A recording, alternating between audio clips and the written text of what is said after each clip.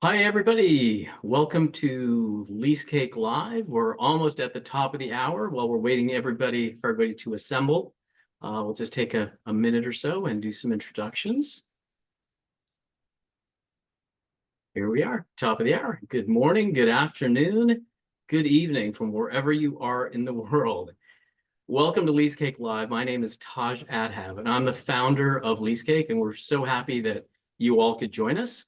We are coming at you from Winter Park, Florida. Yes, this is not a backdrop. This is live from the Cake Quarters here in Winter Park, Florida, just a little north of Orlando. And we believe that some of the best conversations happen in the kitchen. And today's session is real estate lessons from PetVet's 450 plus locations. And especially with KKR's private equity investment, it's a fantastic endorsement and testament of the veterinary and pet care category. And before we jump in, while everybody's getting their audio settings and their cup of coffee or their cocktail for the afternoon organized, I'll give a little introduction while people are joining. What exactly is Lease Cake? Who is Lease Cake? Lease Cake is lease and location management made easy for corporate chains, franchisors, and franchisees. And 70% of our customers are PE-backed or public. And we serve tens of thousands of locations across hundreds of brands in so many industries where we help reduce real estate risk and protect their locations in order to grow their business. Now, our Lease Cake Live series is meant to be educational. And for today, this is a time when we bring together our customers, like PetVets, our partners, and other industry leaders to share stories, ideas, and frankly, advice from around the world to help you. And we always like to keep these formats very interactive. So we encourage your questions in the Q&A box. I think you can see that down below. Even during the program, we don't wait until the very end to answer questions. Frankly, it's a lot more fun that way. It's more interactive. And feel free to be spontaneous. Yes, we're recording this session like we do for all of our Lease Cake Live series, and we'll be sharing the recording out with everyone after the session. So let us jump in. It's my honor to introduce a great visionary leader, a strategist, relationship builder in corporate real estate with a career spanning some of the largest companies in the world, including consulting in the Big Four and in global commercial real estate. Today, he's currently serving as the head of real estate and portfolio services for a KKR company at PetVet's. And he's had international experience, including launching a joint venture in India and Thailand, as well as founding two advisory and management firms that were specializing in investment and development. Let's welcome Lee Allen. Lee, great to have you. Thank you, Taj. Appreciate the kind words. Absolutely. I was going to say you take the cake because the cake is gone. Let's jump into these questions. So, you certainly understand real estate risk. And from that lens, why don't you share a little bit about your background, why you joined PetVets, and what are some of the strategic requirements that needed your role in the organization? Sure. Well, I'll start by saying, PetVet Care Centers is not only a rapidly growing, moving from acquisitions into operation-based company, but we're a strong founder-led company, right? So a lot of what we're going to talk about today is iterative growth through a very solid, structured leadership group, right? So we've benefited from that for sure. But a little bit about my background, in addition to kind of what you briefly mentioned, I've really spent my career kind of at the intersection, if you will, of real estate strategy, business transformation, and kind of operational growth and leadership. Before joining PetVet, when I was in the Big Four consulting, my time was spent in the M&A side of the house. So mergers and acquisitions, that constant drive of change, improvement, was really what I was focused on beyond just the global real estate. And then in spending time with the world's largest commercial real estate firm, was able to kind of balance my time across three different tranches, from sales, operational leadership, and then into executive leadership while I was there. So I was able to kind of formulated over the last 25 years of my career many different opportunities, right? That were not industry specific or corporate vertical specific, but more about how to solve complex problems and drive operational change, right? And PetVet was a great candidate for that. Prior to my time there, and kind of what came to help me lead that process was prior to my time, a lot of the corporate real estate function was decentralized, right? It was decentralized across operations and finance and legal and et cetera, et cetera. But there wasn't a proper, what we would consider to be a corporate real estate function within the group. And, over the last 2 years, my goal has been to kind of grow and formulate this into not only a refined or sophisticated corporate real estate practice to support business growth, but is also to help us as we balance kind of rapid expansion with sustainable growth, right? And ensuring that our decisions support our long-term vision. So that's really what led me there was kind of the operational ability of a green field, if you will. Okay. Describe what does that mean, sustainable growth? Mhm. Well, as you know, businesses that are focused primarily on acquisitional growth strategies, Mhm. right? Um, During certain market periods, it's very easy to get very big. And during those periods of rapid growth, there's a balance that should occur between standardizing processes, standing up operational matrix, so that when your growth occurs or continues to occur, it's built on operational paradigms that are scalable, right? So being able to drive strategy in a scalable manner that can help ensure that smart growth and sustainable. Got it. Yeah. And from your prior role, it was CBRE, correct? I mean, that's the global real Correct. estate firm. Yep. I mean, you've seen all sorts of types of growth from small to large. Where does KKR's investment in PetVets, where does that fit in the kinds of deals that you've seen as you take your Sure. expertise and Sure. apply it here? Well, for us, KKR is a great partner, right? They're a great strategic partner that brings a lot to the table for us, right? They've got um, very solid experience across multiple market verticals and industries, especially when you consider kind of the multi-market retail industry, right? Which our model could fit into. Um, Beyond their broad experience across a plethora of different organizations, they also have a lot of in-house talent, right? That has been a driving factor in our growth as we look at kind of the old adage of what got you here was adequate, but what we need to get to the next level is going to require some sustainable growth and repeatable actions and scalable opportunities. So, I would like to just definitely throw a bone out to KKR because um, their involvement has been very critical in our growth. That's wonderful to hear. I mean, certainly in the whether it's medtail or veterinary care, there's a whole new model, or it's a different kind of model. You find existing practices and you brand them underneath an umbrella that is, for you, it's called PetVets. What's the strategy to find more veterinary, maybe private veterinary facilities and brand it? Is that part of your purview as well? Well, so that's partially correct, right? Yeah. So at PetVet Care Centers, we have kind of the back office brand. That's the PetVet Care Centers that you can look up online and see. But of our 450 plus locations, we don't brand them locally, right? So during the acquisition, our goal is to provide additional resources to locally owned veterinarian care facilities.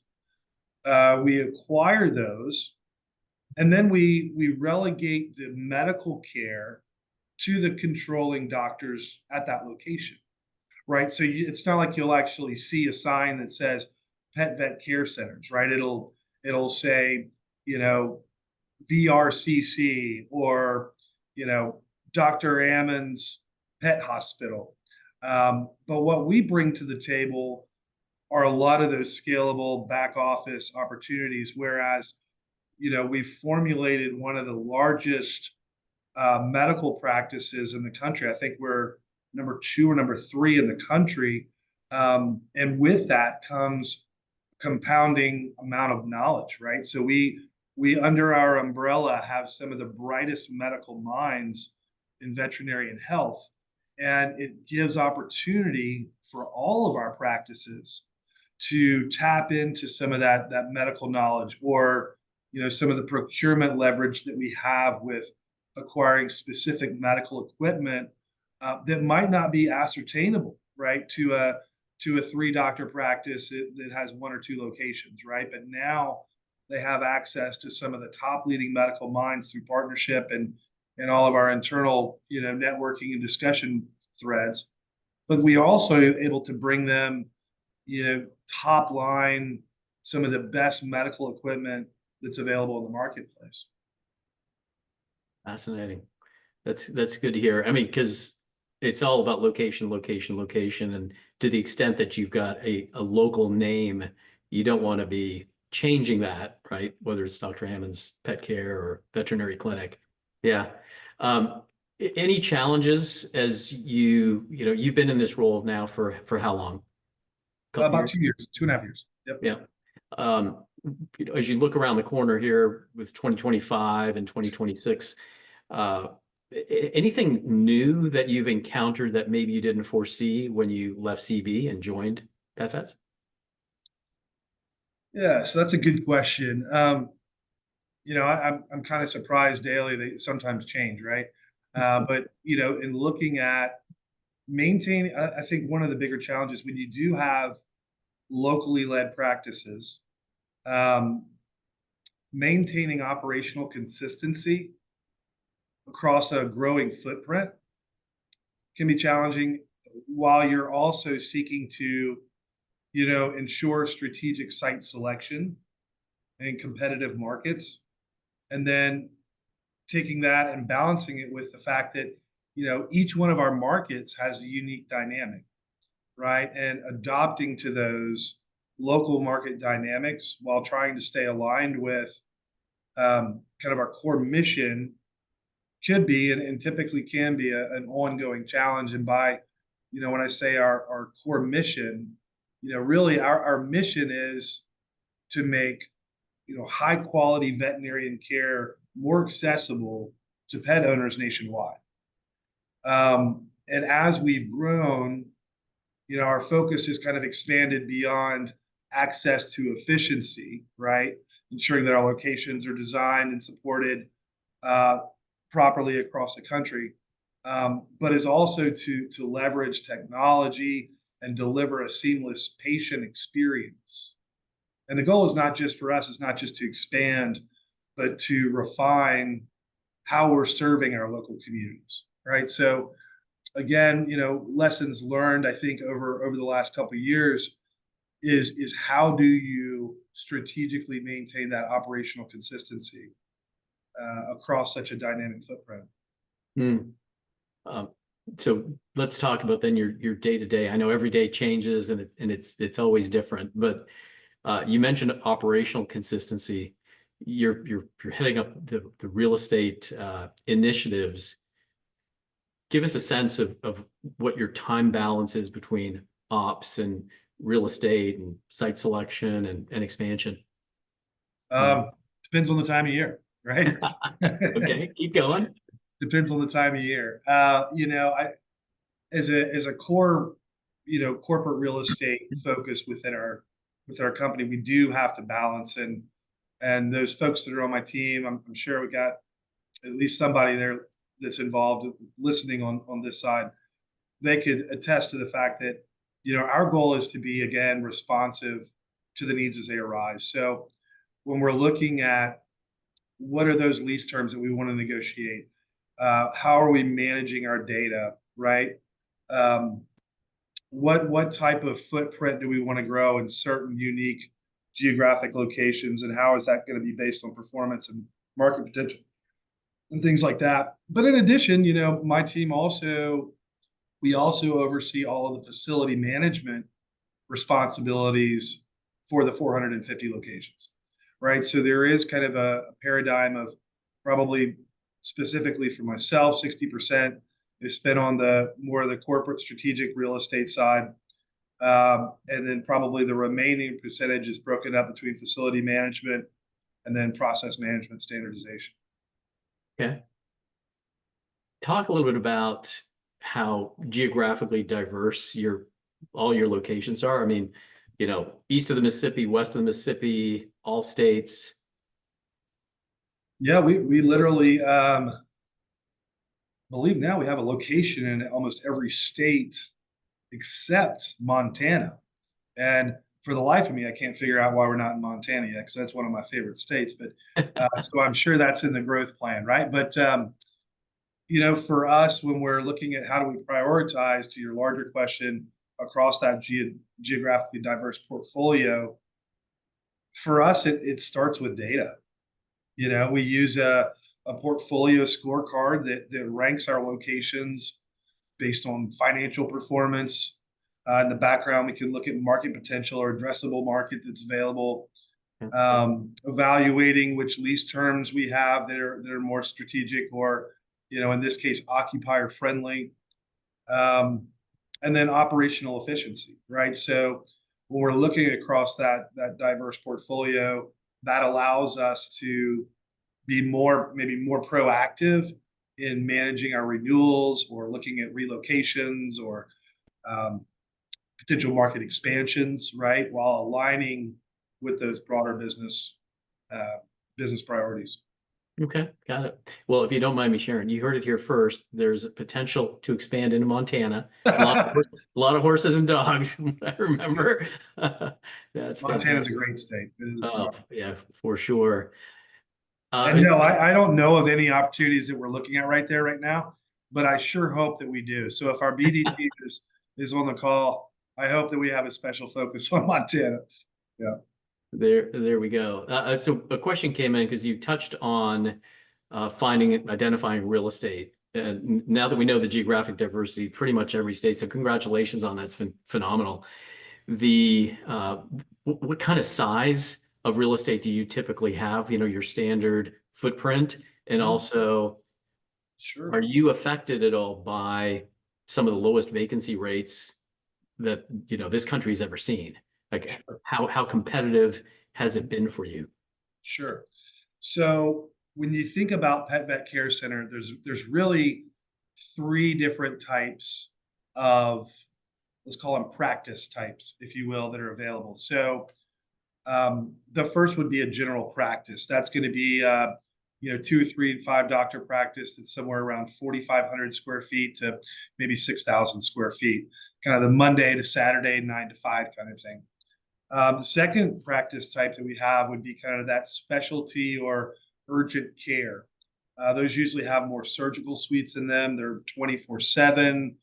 The place that you might go with your pet if it was, God forbid, on a Friday night hit by a car, right? So those are going to be the larger, a little bit larger, 6,000 to 8,000 square feet locations. Sometimes they're in retail, broader retail plazas. Sometimes they're standalone buildings.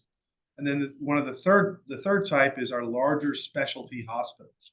So these are where you have, veterinarians that are cardiologists, ophthalmologists, all the different medical dispositions. And those are typically 15 to 24,000 square feet, almost always standalone. And then the last tranche would be our equine business. We take care of some of the strongest racehorses in the country. And our equine practices, we've got one that's well over 127 acres of land with, many, many barns and paddocks, and, it's over 200 years old. To some of our smaller equine facilities that are, 10, 15 acres, right? So across those practice types, we've kind of faced different challenges. With some of the highest vacancy rates that we've seen, we've been able to leverage that to our benefit. Um, PetVet Care Centers has been around for about 10, 12 years now, a little over 12 years. So we're getting to the point now where a lot of those early acquisitions are starting to come up for renewal, right? So we're able to leverage some of those instabilities within the market to our advantage. And it's also given us the opportunity to focus more appropriately on optimization. So where there have been large challenges in vacancy rates, for us, it has given us some advantages in the market. Reset lease terms, get on better terms, evaluate tenant improvement opportunities and things like that. Broader though, I think as we look at expansion in our portfolio, some of the conditions that we're seeing right now, again, can incentivize us to target more specifically those markets where we are fundamentally doing well. We do see a high insurgence of not only pet ownership, but influx of populations, right? And that's happening across the U.S. in a lot of these secondary and tertiary markets. Yeah. You know, you're not hearing about the growth in Chicago and L.A. You're hearing about the growth in places like Nashville and Austin and Charleston and Jacksonville and places like that, where we are having to become more competitive, right, in our cost per square foot investment. But again, I think that to us that's posed a lot of benefit. Yeah. Yeah. I love the questions that are coming in. But related to, you were talking about renewals and some of the leases that you had signed up many years ago, they're coming up for renewal. What are the key risk factors that you wish to undo that you've seen in your portfolio, like as it relates to any particular critical clauses, things that you may have inherited as you've expanded before it's time? Yeah, that's a great question. I mean, is it Taj, like, not to build you up, brother, but Leasecake has been really instrumental in fundamentally identifying how we approach our lease management internally, right? So prior to the integration with Leasecake, our lease management strategy, while it was not ad hoc, it was not fundamentally addressed or appropriated the attention it should have been, right? So specific to us, right? Because through an acquisition model, as part of our strategy, a lot of times, as in any acquisition model, those sites, if they were owned by the doctor, and in the acquisition, they become our landlords, right? So our lease structures by nature are very, very different. Of over 450 different locations, when you take out kind of the real estate investment trust deals or the REITs that we partner with, think about 300, 400 different landlords with a myriad of lease clauses across all of those, right? Because landlords have their own specific requirements. So, obviously, when we're looking at indemnification, we're looking at continued use provisions, we're looking at our annual escalations, right? Things like that could be a differentiator for us in the way that we play out our lease. But PetVet is long term in our focus, right? So our model leases are typically 10 years, right? 10 years with 3 optional 5-year terms on the back end, stuff like that.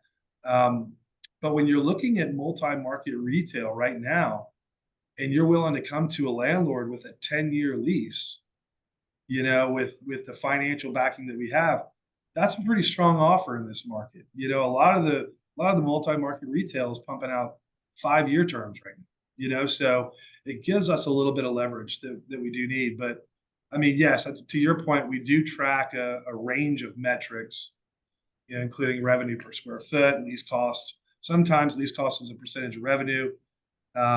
Looking at kind of our market penetration rates and customer accessibility scores and things like that. Yeah. They help us assess whether a location is meeting expectations or if it needs optimization. Yeah. That's very helpful. I mean, what you touched on with continuous operations, indemnification, we've seen things like personal guarantees that continue to linger from even post sale as it relates, co-tenancy.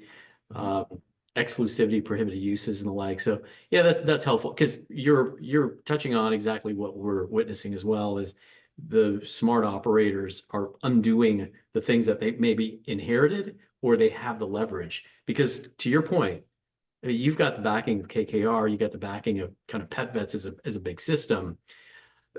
Your leverage is probably stronger now because you're looking for a larger footprint, 4,500 to 6,500 square feet. And I think, landlords will pay attention to that. So it's like from a scoring perspective, whether it's a QSR versus a PetVets, I think there's, kind of an unequal balance, if you will, depending on the qualification of a smaller operator, as an example.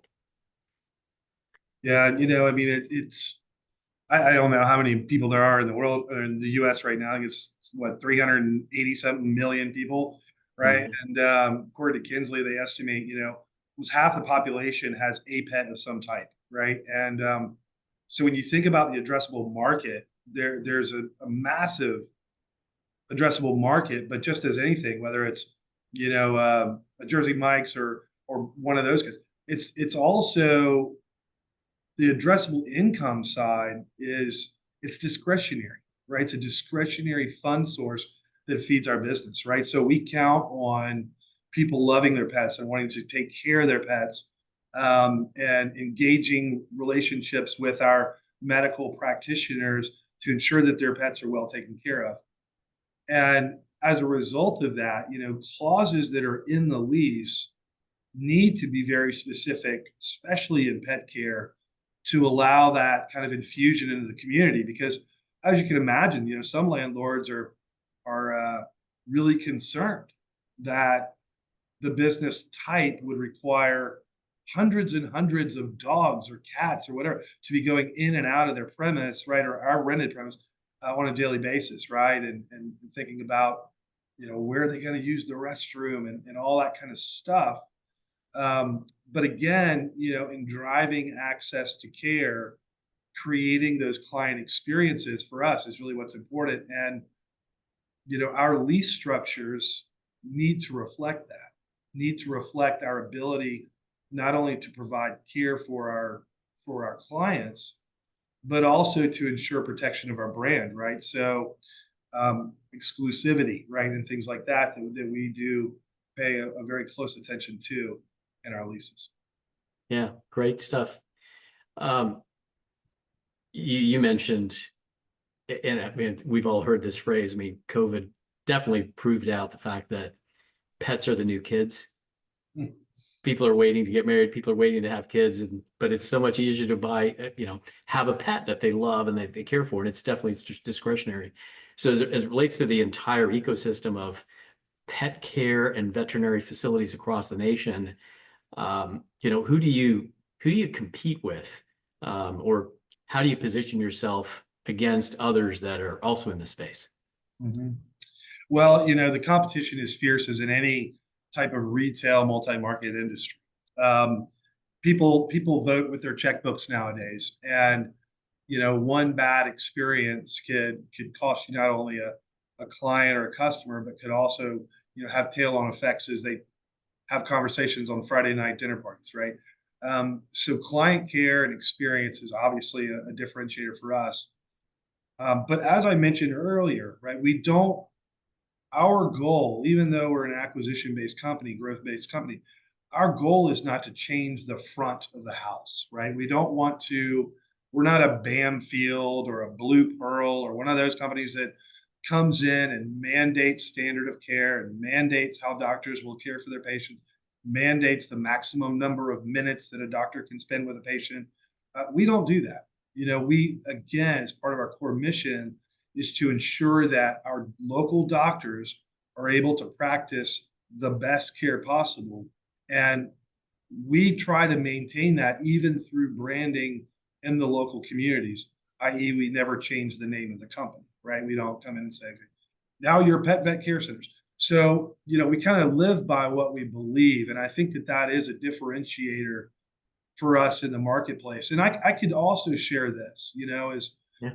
um, working with our CEO closely, through many different initiatives over the last couple of years, I could tell he's one of the most accessible CEOs I've ever worked for.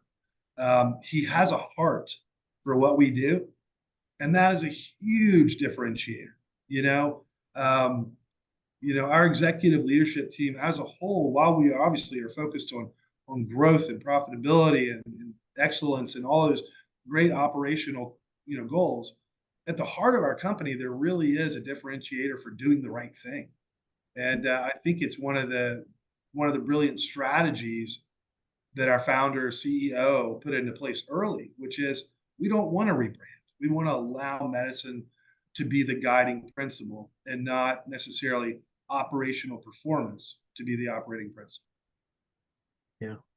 There's a ton in that makes so much sense. And I think you can look at most models. I mean, there's a Jersey Mike's, it's got a brand, but they lead with charitable giving. The initiatives that they get behind, very locally grown and locally focused. So a certain percentage of their sales goes to that charity, and it's cause based. So empathy and EQ, some of the best leaders of very well backed companies, whether it's Rourke or KKR or TSG, like that matters more than anything, I think, now in the world.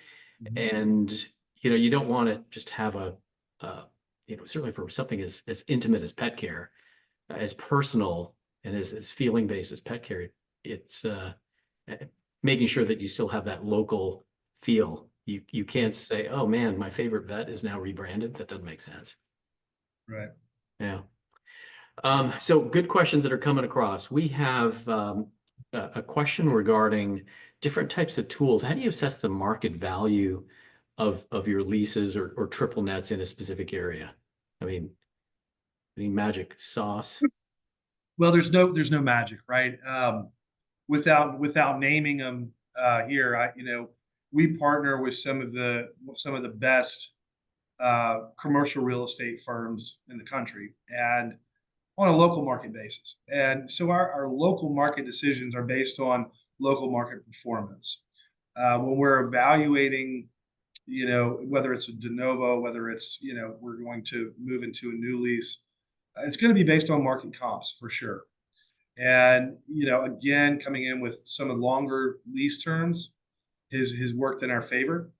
But I think having local relationships that drive local market decisions based on local market conditions, right? Because again, everything is about location, location, location. Yeah. All right. So I'm gonna go back to pre-CB, let's touch on the risks that you took on personally in your life. I mean, you certainly are somebody pretty bold.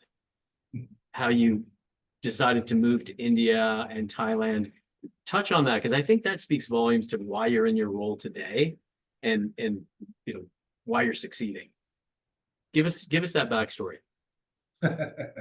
Well, I don't know whether it was I'm a glutton for punishment, or I'm always looking for the next great opportunity to grow and kind of identify continuous improvement, right? But before all that, there was a time when I remember looking my wife in the face, living in Charleston, beautiful boat, beautiful house, blah blah blah, and I had this great idea.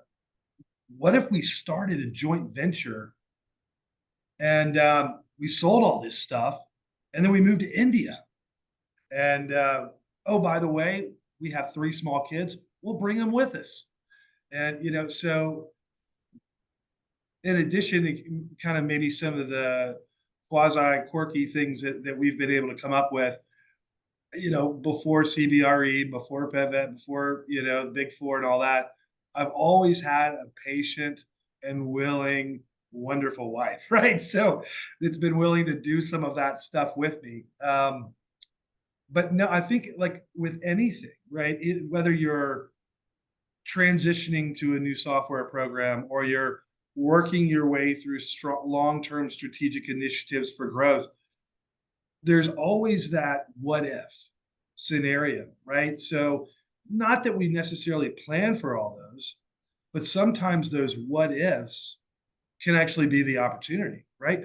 What if we thought of moving to India and we found a way to do it and we did it?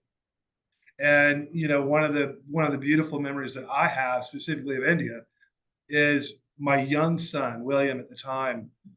He couldn't have been any more than 9 or 10 years old at the time, and learned how to negotiate in Hindi for the price of vegetables with the street vendors. And so like anything, we went there with a one-way ticket. We didn't go there with a return ticket. So we were all in, and I think with all of these changes across my career and things like that, I've kind of done it all with a one-way ticket. My goal is to be all in, and while there is to identify opportunities to continue to grow, continue to improve, and maybe do the hard things and say the hard things that others haven't been willing to do to move the needle, right? And whether that's, in my current role, I can't say enough about Lease Cake and what y'all have been able to provide for us from a strategic perspective. But like anything, standing up a new technology in any company, especially one of our size, has its challenges, has its change management challenges, has its cultural challenges, all of those attributes. So I think, even looking back on the time in India and my youngest son Harrison, we moved to Thailand. Subsequently, he was born in Thailand, um, and then we moved back. But all of those things have come with its own degree of change. But again, whether it's poor market conditions, whether it's tough landlords we're trying to negotiate with, whether it's financial restrictions for investment in our properties or things like that, all of those challenges really do in some way, if viewed properly and assessed properly, you can find a nugget or a diamond in there that can change the whole perspective and by virtue change the outcome. Well, fantastic that you share those personal stories. Thanks. I know I put you on the spot, and sometimes it's good to interject. What is the makeup of Lee Allen, and why are you in this role? The fact that you did those one-way tickets, it just, I think, instilled in yourself like winning is the only option. I'm going to land in India. I'm going to win. I'm going to land in Thailand. I'm going to win. I'm going to do my best at CB. I'm going to win. And now here you are at PetVet. So let's talk about winning as a team. I think when you started, it was just like yourself. And how big is your team today at PetVet's? Oh, we're a very small team, man. We're a very small team. We're a lean, mean, hardy team. I mean, we partner.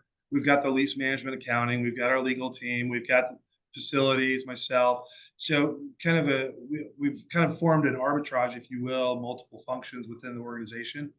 So we are a very lean team. I think when I've compared or had discussions with others that are in some of our competition organizations, their teams in many cases have been 5 or 6x our size.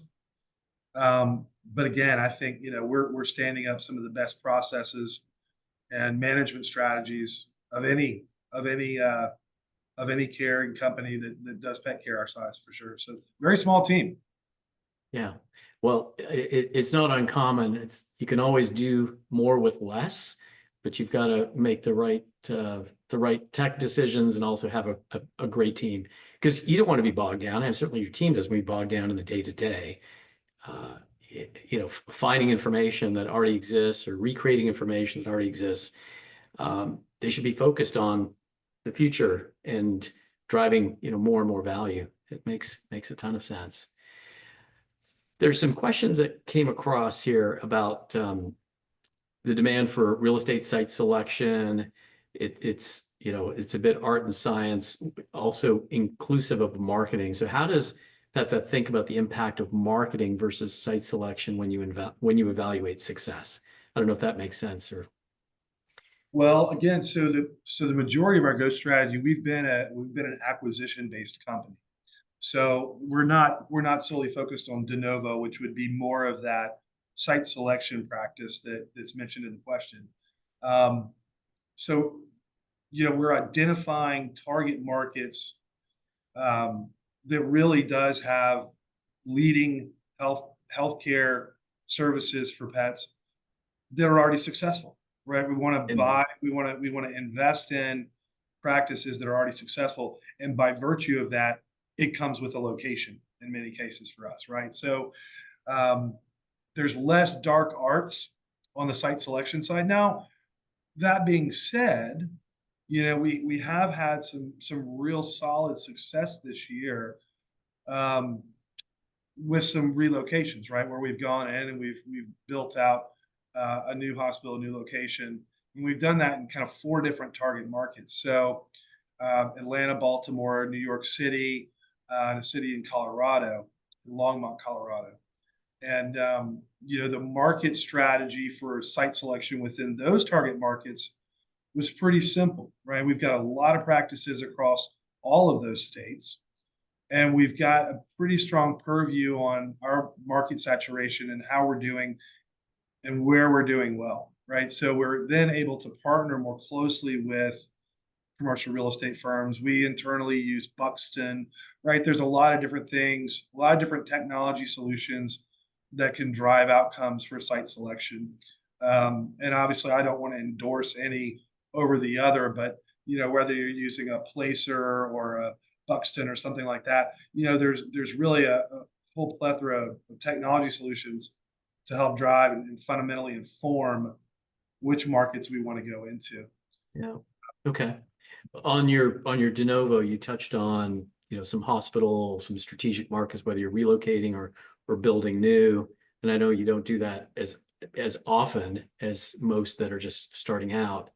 But a related question is from a permitting perspective, how do you mitigate your risks for new construction and new requirements for, I mean, your patients are animals, they're pets, for goodness sakes. So there's a whole bunch of conditions whether the city weighs in and the volume of traffic. Why don't you explore that? Yeah, so the permitting, I mean, so when you think about the construction standards, we will self-perform the QA/QC for the project management that the general contractor will hold, right? So we do have a few strategic architects that we've partnered with across the country Okay. that kind of understand our form and our feel, the materials, the layouts, things like that, that kind of create that client experience.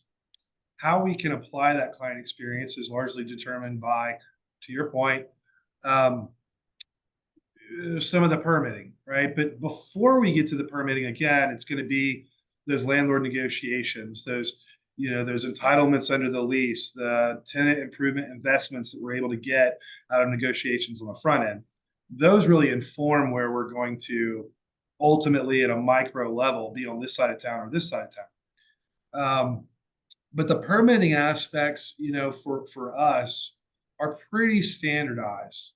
I mean, we obviously have New York City building code is different than maybe say Longmont, Colorado's building code. But really with the partnership of some of the best GCs, we're able to mitigate those limitations or permitting challenges, if you will. Got it. Do you find that those GCs are local or are they national scale? Uh, because I mean, I go ahead. We always go local. Again, go local. The local GCs, you can always find them in any good market that we enter into is going to have an awesome GC, right? And that's familiar with the vet industry. And so we partner locally, and obviously that helps again mitigate some of those building permit requirements and restrictions. Um, but again, that relationship with our architect, right, who brings relationships with your MEP, engineering team, who is then familiar with those building codes and restrictions, can help design those facilities. Now, I'll tell you one thing that's kind of interesting to that. It goes both for site selection as well as challenges in local markets. Um, the timeline to build and the cost to build right now varies extensively across geographies. the cost to build in a Colorado market versus the cost to build in an Atlanta market versus the cost to build in a Northern California market, right? Three sites pick the same size, and you're going to have, in some cases, huge multipliers on construction costs. So while there are the local permitting challenges that exist, actually the cost to develop varies extensively from market to market right now. Got it. Got it. Well, great question. They came from Elise from Dogtopia, and the general question was, do you have any recommended vendors or consultants? And I think you've answered it in the sense that always go local. Find the architects, find the GCs, find the permit experts.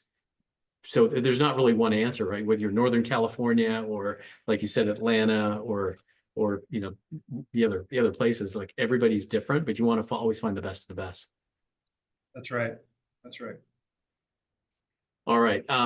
Let's touch on a little bit about PE. Obviously, very active in the market, whether it's medical retail, certainly pet vet care.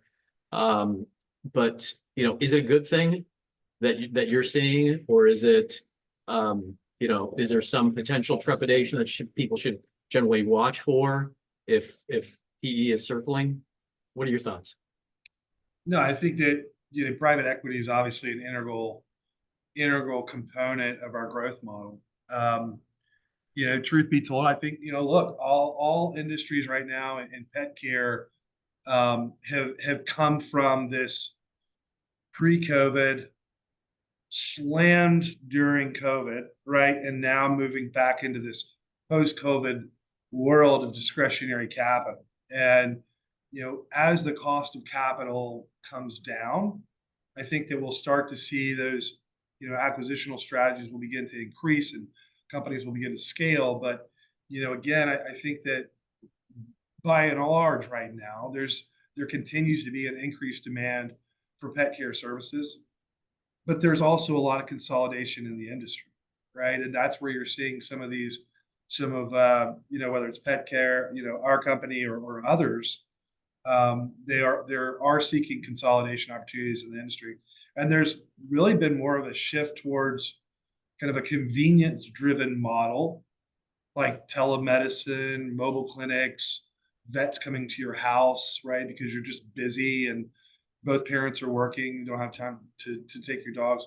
And these trends are really shaping how we plan our future locations and our service offerings. And as we look at kind of those market-driven decisions, ensuring that we are not only keeping up with the trends, but in many cases, because of our size and our market saturation, we're actually able to shape a lot of those market trends and continue to focus on, again, providing differentiated medicine. Wonderful. So here's a question that came in, just kind of piling on to what you just said about telemedicine. Are you all investing in different ways to deliver healthcare to pets through those means, or is that still kind of either confidential or still in the offing? Sure. No, I mean, there are a lot of confidential discussions to be had there, but I think, look, the truth is with all industries, as you look at the advancements either in pharmaceutical advancements or treatment of different diseases that pets suffer from, or you look at your modality for delivering care, whether that's through utilization of AI or VR or whatever it is. I think that there are market trends that are showing that there is a significant role the technology will continue to play. And specifically, I mean, as we use analytics to drive site selection, AI-driven lease management platforms like LeaseCake, right, and others just show those iterative opportunities of transformation. Now, specific to us, we are always looking at what's coming and what's going to be next, and we're finding ways to invest in that.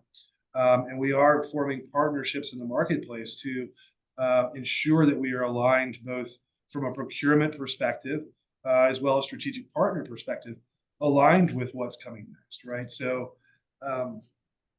that is a key focus for us. And if you want to be someone in our industry or in really in any industry um, that drives differentiation in your service, then you have to be aware of what's coming and integrating that in the proper way into our overall management strategy and operational outcome determinations. Yeah. Perfect opportunity to talk about new innovations and new technologies. What are your thoughts on AI and how are you potentially applying it within Yeah. portfolio? Well, again, I think that's a huge piece of it, right? So the old days, right, when I started, everything was Times New Roman 12 font on a computer screen, and you did have to read all 45, 70 pages or whatever. And then you got a little bit more advanced, you can hit the control F to find those secret words, right?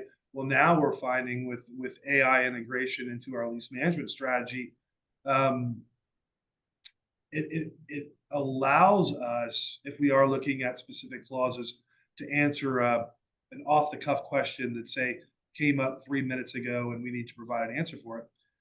AI is really enabling us to make strategic decisions on a more rapid basis that in many cases are grounded in or backed up by leading research, right? So what used to take us, if we wanted to do a scorecard analysis across our leases, um, just a good, bad, ugly, right? We want to rank and file our portfolio.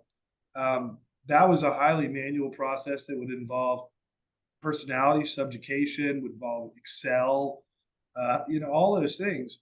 Well, now you can interactively do that with AI, and I, at least in my own opinion, we don't know where it's going to go. We don't know who's going to be the quote winner of that race. So, we have with most of our solutions have tried to partner with firms that are AI agnostic as we look to see really who's going to be the winner in that space. Wonderful. Yeah, we've leaned very heavily into AI, and it is all about efficiency and time savings, not having to chase and wait for emails to be answered, but having information at your fingertips. That's right. Yeah, good. So the good, bad, and the ugly. I mean, that's like how do you score your real estate portfolio?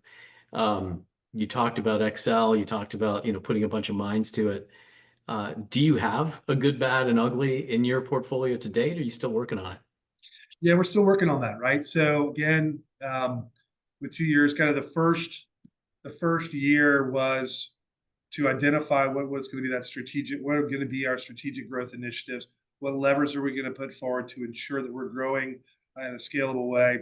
And then halfway through that first year, we landed on kind of what are our core components. We went to market by the into that, really, I think this was January of last year, had made the fundamental decisions of which strategies, which technologies we were going to implement to assist us in that growth. And now we're at the point where we've got 1 year worth of information. We've got 1 year of portfolio data that we're tracking in a consistent way across all these different KPIs. And lease management is a part of that for us.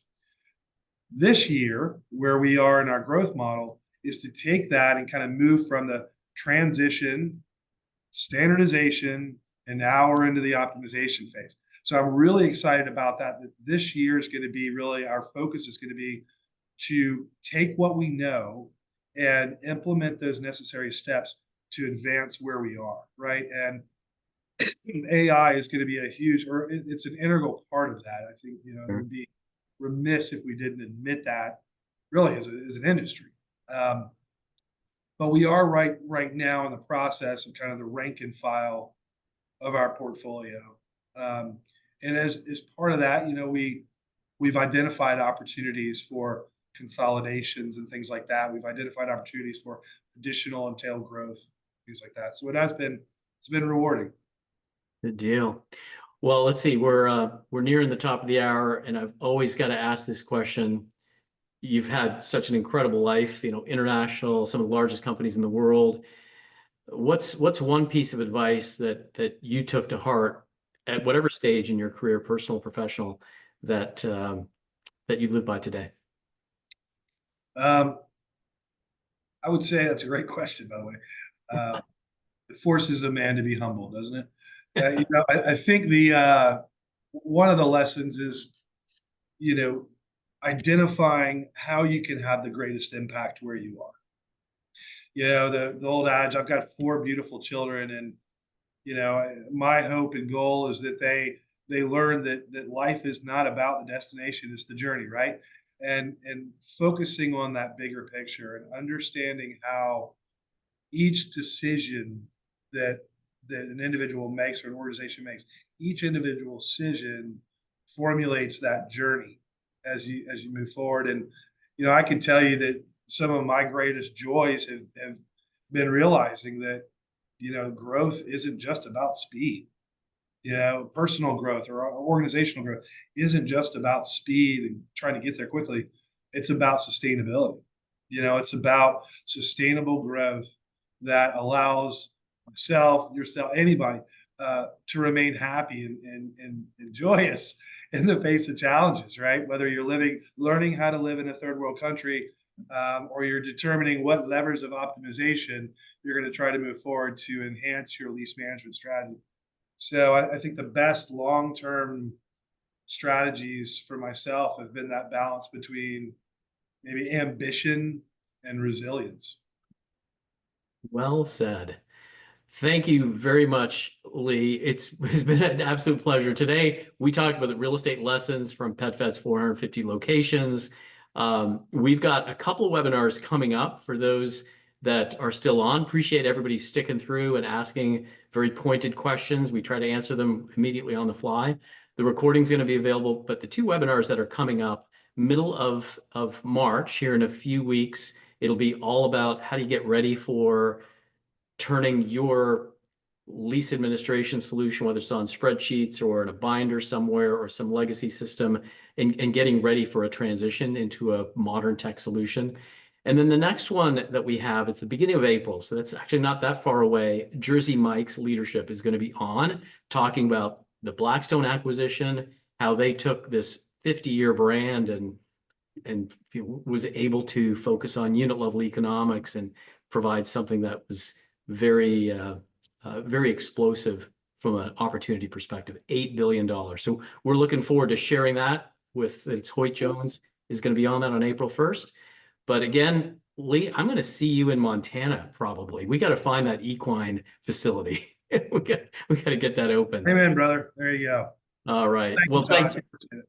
Absolutely. Thank you, everybody. Signing off. Take care. Bye-bye.